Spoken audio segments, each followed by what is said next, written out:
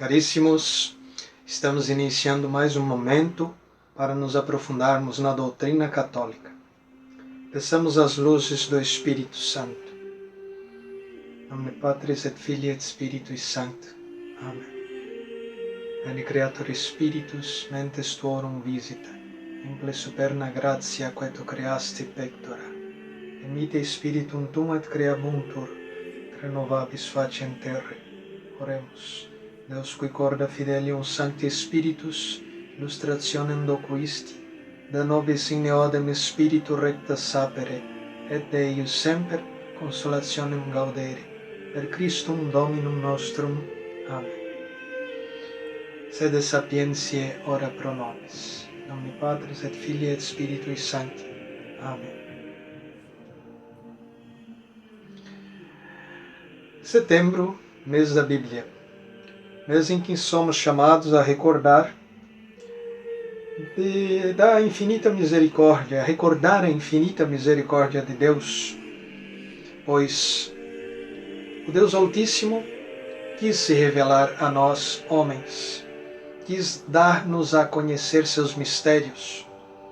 Isso ele o fez logo em seguida à queda, até o momento em que enviou ao mundo seu divino Filho.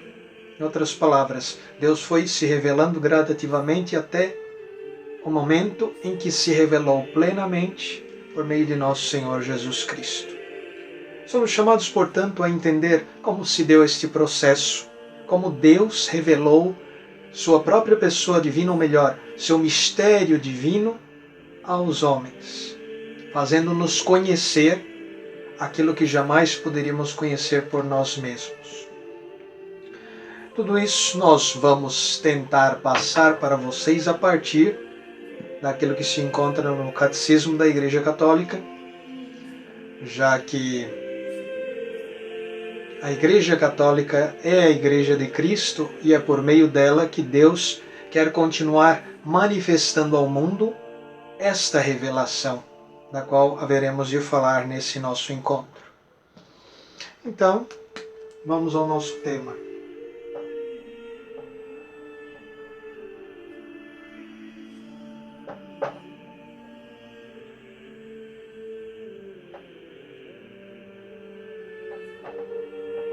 A divina revelação. E através de que pessoa da Santíssima Trindade que se deu a plena revelação do Deus Altíssimo por meio de nosso Senhor Jesus Cristo. Porém, o processo de revelação continua mesmo após a subida de nosso Senhor aos céus. E aí, é claro, continua por meio da ação da terceira pessoa da Santíssima Trindade, que é o Espírito Santo. Espírito Santo de Deus, que continua a conduzir a Santa Igreja. Então vamos lá.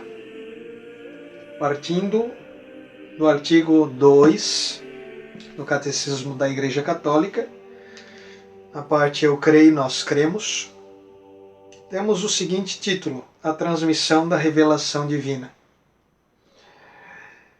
Podemos iniciar com o parágrafo 74, que é o parágrafo inicial desse artigo. Deus quer que todos os homens sejam salvos e cheguem ao conhecimento da verdade, isto é, de Jesus Cristo, conforme João, capítulo 14, versículo 6, e 1 Timóteo, capítulo 2, versículo 4. É preciso, pois, que Cristo seja anunciado a todos os povos e a todos os homens, e que dessa forma a revelação chegue até as extremidades do mundo. Conforme a Dei Verbum, que é um documento do Concílio Vaticano II, Deus dispôs com sua benignidade que aquelas coisas que revelara para a salvação de todos os povos permanecessem sempre íntegras, fossem transmitidas a todas as gerações. Então aí está. Deus, com seu infinito poder, quis se revelar aos homens, mas não o fez em um único momento. Não. Deus se revelou num processo longo, sim, demorado, porém eficaz. Esse processo começou bem lá atrás, no início, após a queda. Isso porque, quando Adão e Eva estavam no paraíso, eles não precisavam se esforçar para conhecer a Deus, não precisavam crer, porque na verdade Deus lhes concedia o dom da ciência infusa. Eles possuíam o conhecimento de Deus e da vontade de Deus. Então era um conhecimento que estava claro para eles, estava assim diante das vistas deles, por misericórdia do próprio Deus. Deus lhes concedia este dom do conhecimento infuso. O conhecimento infuso é um conhecimento derramado, dado. Eles o tinham sem qualquer esforço. Mas houve a queda. E com a queda eles perderam tudo o que haviam recebido de Deus no paraíso, inclusive esse conhecimento. Mas Deus, em sua misericórdia, não se esqueceu do ser humano. E por isso começou a se manifestar ao homem, primeiro por Noé, revelando-se a Noé, depois por Abraão, Isaque, Jacó, depois por Moisés. Enfim, Deus foi tendo esses contatos com o ser humano e foi se revelando gradativamente, fazendo diversas alianças, mas é claro que todas elas consistem numa aliança só entre o homem e Deus, entre Deus e o homem, obviamente. Mas percebemos que na antiga aliança, todas essas formas de manifestação, ou todas essas manifestações divinas, sempre tinham uma certa limitação. Isso por quê? Porque o ser humano estava num estado de pecado, num estado de queda. Isso lhe impedia de ter uma compreensão mais profunda de Deus e de seus mistérios. Por isso foi, na plenitude dos tempos, que Deus enviou o seu Filho, o Verbo eterno de Deus, a verdade eterna do Pai. E por meio dele quis manifestar toda a sua revelação. Então podemos dizer que é em Jesus Cristo que a revelação divina fora plenamente manifesta aos homens. Enquanto no Antigo Testamento ela foi sendo realizada em partes, de forma limitada, de forma, podemos até dizer, pedagógica, como uma preparação para a vinda de Cristo, em Cristo ela se dá de forma plena. Então podemos iniciar nossas anotações colocando o seguinte.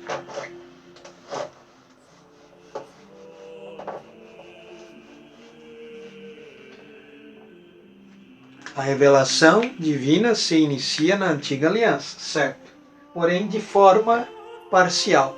Podemos dizer que ali Deus já se revela, porém sempre com uma certa limitação, devido ao estado decaído do homem.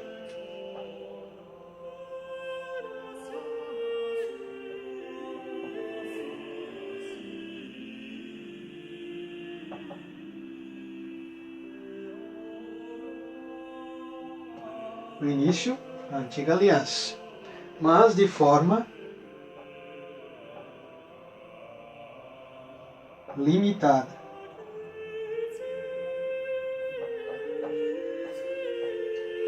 Agora, é em nosso Senhor Jesus Cristo que se dá a revelação em sua plenitude.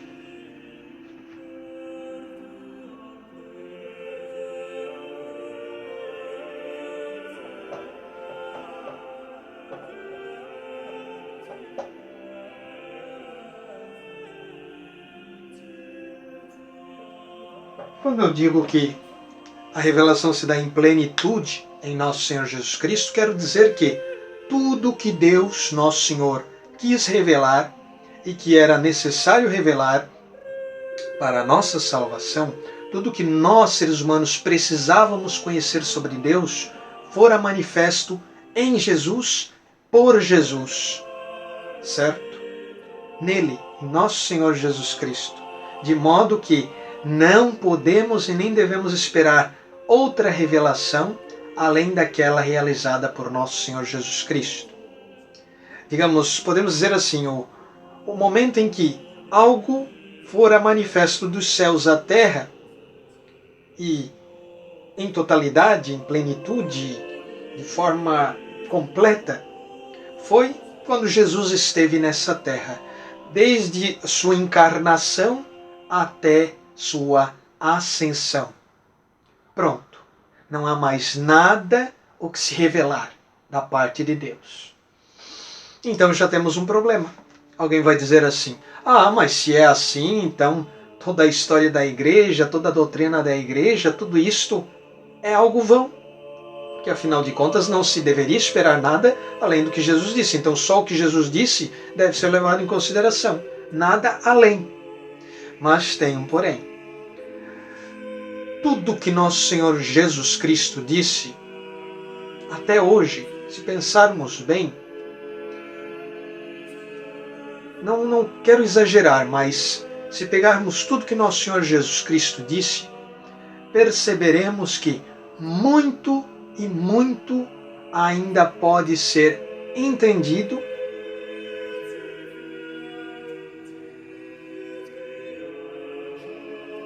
disto. Eu acho que eu não me expressei bem, mas o que eu quero dizer é que se pegarmos todo o conjunto da revelação que foi manifesta por Cristo Jesus, teremos algo que é de uma infinidade incomparável. Podemos sempre nos aprofundar mais e mais nesse conteúdo e ainda assim muita coisa ficará sem ser desvendada. O que eu quero dizer com isso é que Cristo Jesus falou e agiu de determinados modos. Isso fora registrado por seus apóstolos. No entanto, as ações de nosso Senhor Jesus Cristo, elas são de uma profundidade que, se formos nos aprofundar nelas, vamos encontrar 1001 explicações, 1001 respostas, uma infinidade de sentidos podem ser retirados de uma só ação de nosso Senhor Jesus Cristo ou de apenas uma frase que Ele nos deixou. Sendo assim, por mais que nosso Senhor Jesus Cristo tenha se dado a revelação total, compete a nós, cristãos, nos aprofundarmos nesta revelação e conhecermos-la cada dia mais profundamente. É por isso que a partir dela é possível falar em teologia, é possível falar em doutrina, em dogmas. Porque, na verdade, toda a doutrina da Igreja Católica, ela não é outra coisa senão um aprofundamento da divina revelação. Não é outra coisa. Então, isso deve ficar claro. Apesar das limitações da minha forma de se expressar, o que eu quero que entendam é isto. Cristo se revelou plenamente. No entanto, é necessário interpretar e nos aprofundarmos nessa revelação, que com certeza é algo muito profundo, algo que nos permite ainda uma riqueza de respostas e questionamentos. Tanto é que a igreja está ainda hoje, ela ainda tem teólogos que estudam, teólogos que questionam fazem vários questionamentos sobre a realidade e tiram da revelação manifesta por nosso Senhor Jesus Cristo respostas para esses questionamentos da realidade atual, questionamentos relacionados aos problemas, às dificuldades que encontramos, às situações diversas com as quais nos deparamos. Certo?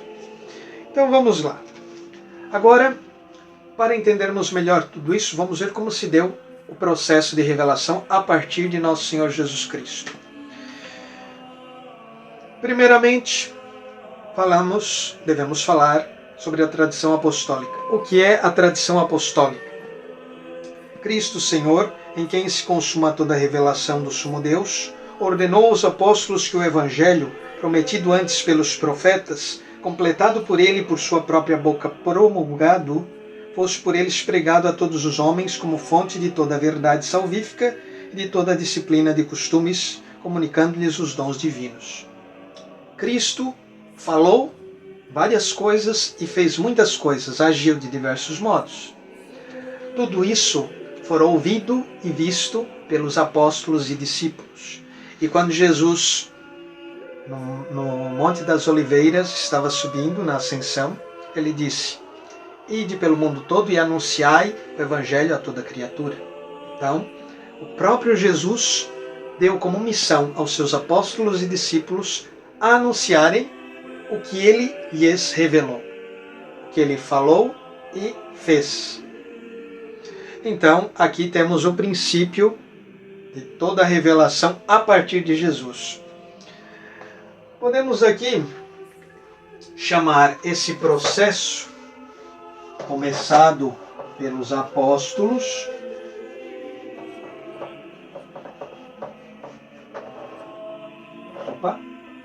podemos chamar este processo começado pelos apóstolos, vamos colocar aqui o primeiro, pela ordem cronológica, certo? Como tradição.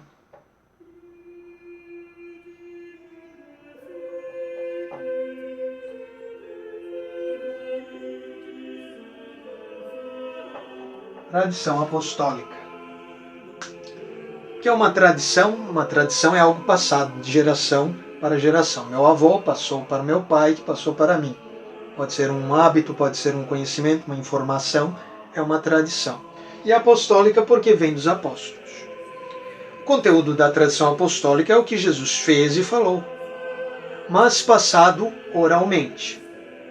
Isto é o começo de todo o trabalho apostólico. Todos os santos apóstolos, eles iniciaram sua missão falando, anunciando com a voz o Evangelho de Cristo. Não havia Bíblia, haviam os escritos do Antigo Testamento, mas eram livros separados, não eram um só livro como nós temos hoje na Bíblia. Então os apóstolos pregavam, iam de um lugar para o outro, corriam risco de vida, muitos deram a vida, derramaram sangue por Cristo, e assim eles faziam, anunciavam com o uso da voz. Assim começou a pregação da igreja, a ação da igreja no mundo. Mas também o que acontecia? Aquilo que eles falavam começou a ser escrito. Então se começou a fazer cartas, às vezes os apóstolos precisavam se comunicar por cartas com determinadas comunidades, que eram chamadas de igrejas, são as nossas dioceses de hoje. Mas também em alguns casos, aquela determinada comunidade, às vezes, precisava de um anúncio do Evangelho mais apropriado às condições dela, ou que permitisse com que aqueles fiéis, de acordo com a sua cultura, de acordo com o seu modo de ver o mundo, compreendessem melhor o Evangelho.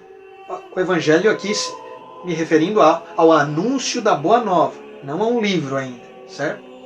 Então o que se fazia? Os apóstolos ou discípulos dos apóstolos, em nome deles, escreviam a vida de Jesus num texto e mandavam para essa comunidade. Ou a própria comunidade fazia isso na presença do apóstolo e guardava aquele texto para ser lido nas celebrações. Aí está a origem dos nossos 4 evangelhos. Eles foram feitos para determinadas regiões, para determinados povos que precisavam conhecer a vida de Jesus. Então o que se fez? Se escreveu tais relatos da vida de Jesus, porém percebemos que entre os evangelhos existem diferenças, mas na essência eles possuem muitas semelhanças, muitos pontos em comum, certo? Muito bem. Então aí vemos que no início da era cristã, a ação evangelizadora da igreja se dava por via oral, mas também se deu por via escrita.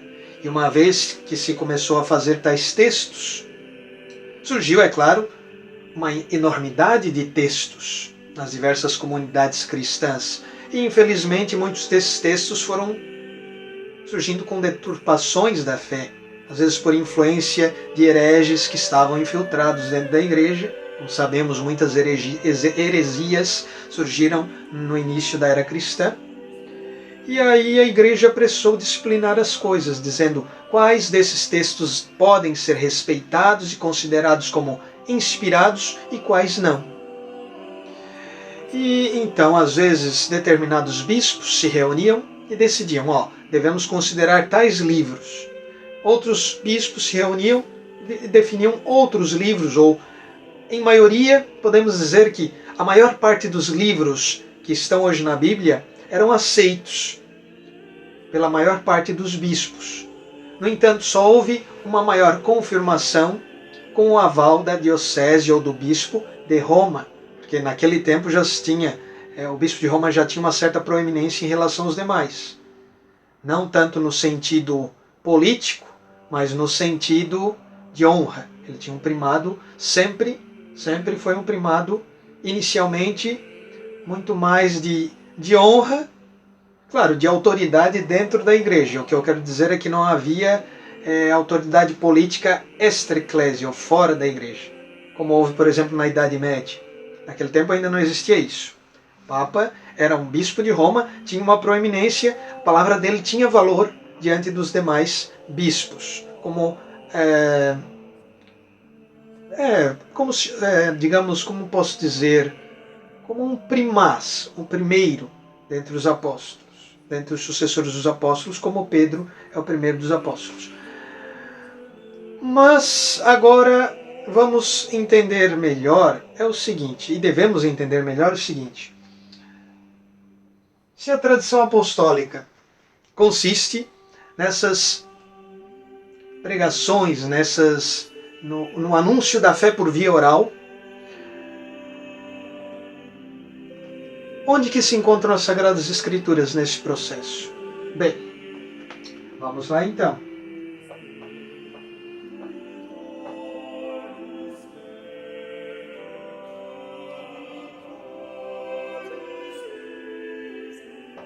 As Sagradas Escrituras consistem neste conjunto de cartas, livros, foram considerados inspirados pela Igreja. Foi a autoridade da Igreja que determinou quais são os livros inspirados pelo Espírito Santo. Isso em concílios, realizados no conjunto, realizados na presença dos bispos da época e liderados pelo Santo Padre, pelo Bispo de Roma. O Bispo de Roma, como disse, sempre tem essa proeminência entre os demais, isso desde a Igreja primitiva. Podemos ler diversas cartas ou diversos textos de padres apostólicos que vão confirmar isto. Agora, uma vez que se decide qual é o cânon, isso é, quais são os livros inspirados tanto do Antigo como do Novo Testamento, nós podemos dizer que tudo aquilo que consiste na revelação divina e que está escrito nesses livros canônicos que se encontram na Bíblia, nós consideramos revelação divina e consideramos no mesmo patamar que aquilo que nos é manifesto pela tradição apostólica. Porque, afinal de contas, o que está nas Escrituras está escrito. Mas e a tradição apostólica? Onde ela se manifesta? Ela se manifesta na vida da igreja. Sim. Porque os apóstolos, quando pregavam, eles não só pregavam, eles celebravam, eles organizavam as comunidades e organizavam-nas a partir daquilo que criam, daquilo que receberam de Jesus. Sendo assim, claro, a tradição apostólica também está manifesta naqueles textos, obras de todos os discípulos dos apóstolos, daqueles que conheceram os apóstolos e que escreveram depois dos apóstolos. Então aí temos também a tradição apostólica, como é o caso das obras dos padres da igreja, da patrística, certo? Se pegarmos, por exemplo, um São Irineu de Leão, Santo Irineu de Leão é um padre da igreja. As obras de Santo Irineu são importantes porque Santo Irineu conheceu os apóstolos. Se não me engano, foi São João, que ele conheceu de perto, foi discípulo, ou conhecido de São João. Ouviu as palavras daquele apóstolo de Cristo e pôde dar continuidade a esse processo. Então, os escritos de Santo Irineu, e tantos outros padres da igreja, consistem nessa tradição apostólica. Não estão dentro da Bíblia, mas são tradição apostólica e são, portanto, parte da revelação. Agora, não é só isso a tradição apostólica. tradição apostólica se manifesta nos rituais da igreja, na forma como a igreja honra e celebra os mistérios de Deus. Está presente na forma como a igreja se organiza em seu governo, entre padres, bispos e tal. Isso tudo é embasado na nossa fé, embasado no que Cristo deixou para os apóstolos e eles fizeram em relação à igreja. Então é algo que vem dos apóstolos. Também está na própria forma, ou melhor, naquilo que é ensinado, naquilo que é ensinado como fé apostólica, que há uma continuidade. E ela se mantém justamente porque bispo não é qualquer um. Por mais que às vezes algum bispo possa ser um pouco infiel à tradição, no entanto, nós bem sabemos que para alguém ser bispo, ele tem que ser ordenado por outro bispo e outro que tenha sido ordenado pelos apóstolos. Então nisso consiste a sucessão apostólica. E essa sucessão se mantém por obra do Espírito Santo. Então, se o Espírito Santo age, podemos ter a certeza de que ele age de forma eficaz, mantendo, portanto, viva a tradição desde o tempo dos apóstolos até hoje, por meio dos nossos bispos, que continuam ensinando, continuam propagando as verdades da fé católica. Certo? Agora, quando falamos em bispos, estamos falando de um terceiro elemento, que é o magistério da igreja. E quando falamos em magistério da igreja, estamos falando também numa das fontes da revelação.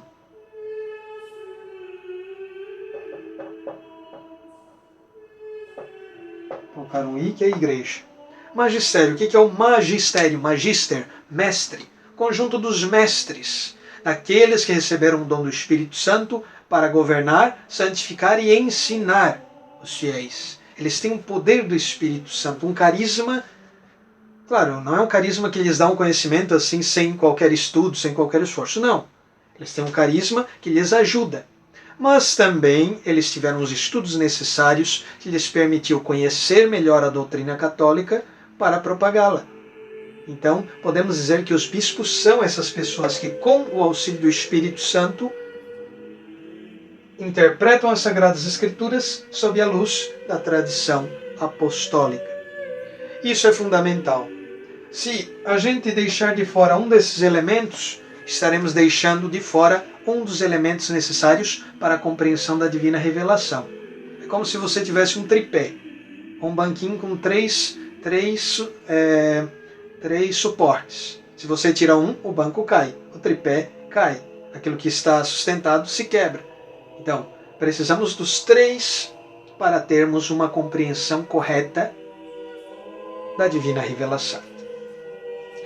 Lembrando que, como diz no próprio catecismo, a revelação é uma só. Sendo assim, quando falamos na relação entre tradição e Sagrada Escritura, no parágrafo 80, temos uma fonte comum. Elas estão entre si estreitamente unidas e comunicantes, pois, promanando ambas da mesma fonte divina, formam de certo modo um só todo e tendem para o mesmo fim. Claro, a fonte, tanto das Escrituras como da tradição, é nosso Senhor Jesus Cristo. É o conjunto das palavras e dos feitos de nosso Senhor, que foram captados pelos apóstolos e discípulos e propagados de geração em geração, também com a ajuda do Espírito Santo. Podemos dizer também, no parágrafo 81, que tanto a tradição como as Sagradas Escrituras são duas modalidades distintas da transmissão da divina revelação. Duas modalidades distintas, sim. E aqui a principal distinção está, quanto à Sagrada Tradição, ou melhor, quanto à Sagrada Escritura, ela é a palavra de Deus enquanto redigida sob a moção do Espírito Santo. Redigida, escrita. Quanto à Sagrada Tradição, ela transmite integralmente aos sucessores dos apóstolos a palavra de Deus confiada por Cristo Senhor e pelo Espírito Santo aos apóstolos, para que, sob a luz do Espírito da verdade, eles, por sua pregação, fielmente a conservem, exponham e difundam-na. Então aí está a tradição apostólica. Ela é mantida pelos bispos. E mantida como? Mantida não propriamente de forma escrita, ou não de forma escrita como os textos bíblicos. Porque os textos bíblicos, eles foram escritos, sim, ou por apóstolos, ou por discípulos ligados aos apóstolos, que, digamos, fizeram isso no tempo em que os apóstolos ainda existiam. Agora, a tradição, ela também possui textos escritos, mas que foram escritos após a morte do último apóstolo. Quando temos a morte do último apóstolo, então esses textos começam a ser escritos, mas com base no que esses discípulos ouviram dos apóstolos. Sempre tem essa ligação com os apóstolos. E para também deixarmos claro, quando falamos em tradição apostólica, não estamos falando das tradições que nossas igrejas ou comunidades particulares têm. Por exemplo, minha paróquia tem tradições, começaram há um século atrás ou 2 séculos, só que não são essas tradições às quais me refiro. Quando eu falo em tradição apostólica, estou falando de uma tradição que remonta ao tempo dos apóstolos e que ela só pode ser encontrada na igreja como um todo. Na igreja como um todo, nos ritos, na fé e na forma de estruturação hierárquica e de governo que existe dentro da igreja. Isso sim está em toda a igreja e é mantido em toda a igreja. Digamos, se determinada comunidade não mantém a tradição apostólica, ela já não pode ser considerada igreja católica. Porque muitos dizem assim, basta só as escrituras. Não, não basta. Porque as escrituras foram escritas nesse contexto da tradição. Elas, inicialmente, tudo era oralmente passado. Muito deste conteúdo oral, falado, foi escrito. Mas muito não foi escrito, foi vivido, foi praticado na vida eclesial. Então vejam, se as Sagradas Escrituras fossem suficientes para se entender a revelação divina, então elas teriam que ter vindo prontas do céu, e não foi esse o processo. Elas surgiram depois da pregação oral. Sendo assim, se queremos bem entender o que está escrito, temos que entender o resto que não foi escrito. São João até fala no final do seu evangelho que muito do que Nosso Senhor fez e disse não está aqui, porque se fosse colocar tudo, daria muito mais livros. E aí ele está se referindo à tradição apostólica, que é uma tradição que se mantém na vida da igreja, repito, na igreja católica, não nas outras que se separaram da igreja católica. Eis aí o grande problema. Se você quer interpretar a Bíblia fora da igreja católica, fora de uma mentalidade católica, fora de uma vivência católica, você não pode encontrar a correta interpretação dos textos bíblicos. Infelizmente. Por isso, como estamos no mês de setembro, e o tema deste nosso encontro é justamente esse por causa do mês de setembro, mês da Bíblia, mês em que recordamos de forma especial o fato de Deus ter se revelado ao homem, possibilitando-nos a fé, então somos chamados a ter uma atitude correta diante das Escrituras Sagradas.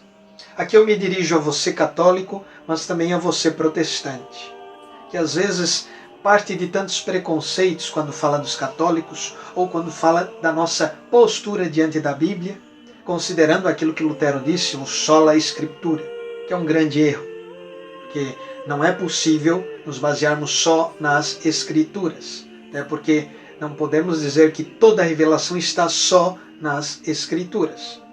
Podemos dizer sim que ela está, mas não de forma perceptível. Eis aí o grande problema. E você vai entender por que agora. Vamos tentar, apesar das minhas limitações, a minha falta de conhecimento extrema, eu quero só ajudar vocês no que eu penso ser importante nesse momento. Vamos colocar aqui algumas dicas para você, católico ou evangélico, protestante, conseguir se aprofundar mais no conhecimento das Escrituras, certo? Vou colocar uns pontos diante de vocês.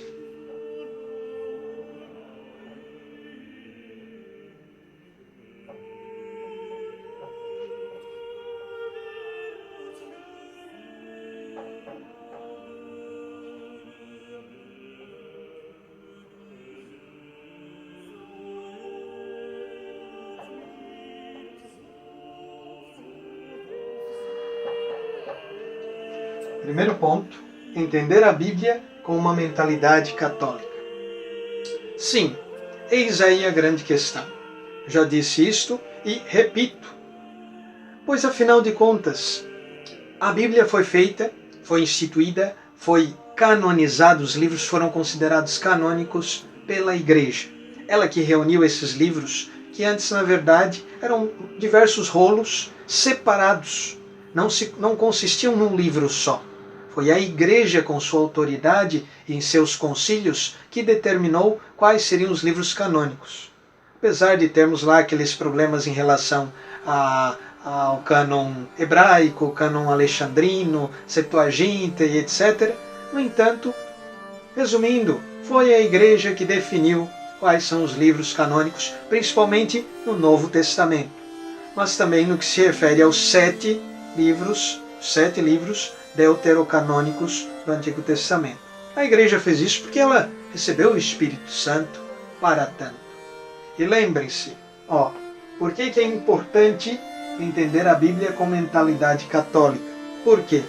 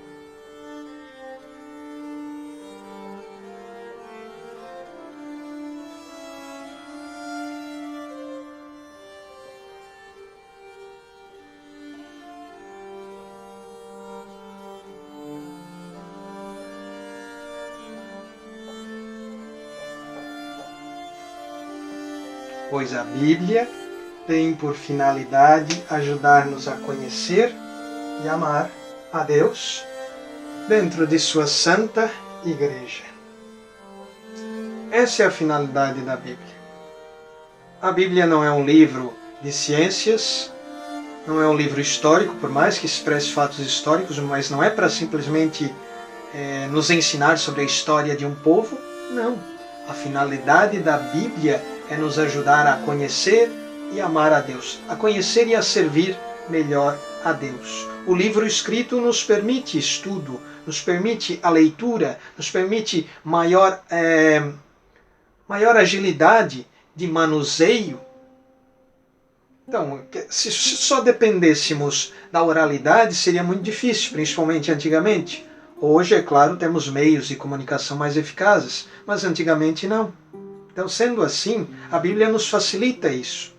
O problema é que muita gente acaba fazendo da Bíblia um instrumento ou uma carta apenas para o combate, como é o caso dos protestantes, dos evangélicos e de tantos outros que ficam batendo todo santo dia nos católicos e usando como pretexto a Bíblia, porque a Bíblia diz isso, a Bíblia diz aquilo. Mas, ora, como usar da Bíblia para rebater a doutrina católica, uma vez que a Bíblia foi construída, foi, digamos, formada como ela é hoje pela Igreja Católica e para ela mesma. Não tem cabimento. Se formos estudar a fundo o que a Igreja é, a sua doutrina, seus ritos, sua forma de organização, veremos que tudo está de acordo com o que vem dos apóstolos e fora manifesto dentro da sucessão apostólica. Claro que algumas coisas novas surgiram, algumas determinadas compreensões diferentes surgiram, mas a partir de problemas e situações novos que surgem. Porém, sempre tal visão dentro da Igreja é sempre embasada naquilo que é revelado por Nosso Senhor por meio de seus apóstolos. Mas, para tanto, como é que você vai entender que a Bíblia ela não se opõe à Igreja, pelo contrário, ela dá sustentação à Igreja Católica, como é que você vai entender isso se você não estiver aberto para realmente conhecer o que é a Igreja Católica e para conhecer realmente o que é a Bíblia? E este é o tempo para você fazer isto. Este mês, aproveite para estudar mais sobre a Bíblia, sobre como ela surgiu, sobre os cânons, os diferentes cânons e o motivo pelo qual um é aceito ou não pelos protestantes, pelos católicos. Porque com certeza eu lhe garanto que se você for atrás de conhecimento, você vai compreender que o que eu estou falando tem grande sentido. Eu espero que todos aproveitem de algum modo esse nosso momento de partilha de conhecimento, principalmente os católicos, para que tenham maior devoção pelas Sagradas Escrituras e sempre busquem na entender em comunhão com a Igreja, em comunhão com a doutrina católica, em comunhão com o magistério da Santa Igreja Católica. E aqui eu falo magistério não só de hoje, mas de 2000 anos. Por meio de todos os documentos, todas as encíclicas, todos os ensinamentos doutrinais da Santa Igreja, desde o tempo apostólico até hoje. Em nome do Patris et Filius et Spiritus Sanctus. Amém. Gloria Patri et Filio et Spiritui Sanctus, sic ut erat in principio et nunc et semper et in saecula saeculorum. Amen. Sede sapientiae, ora pro nobis. In nome Patris et Filii et Spiritui Sancti. Amém. Fiquem na paz de Deus e até o nosso próximo encontro, se Deus o permitir.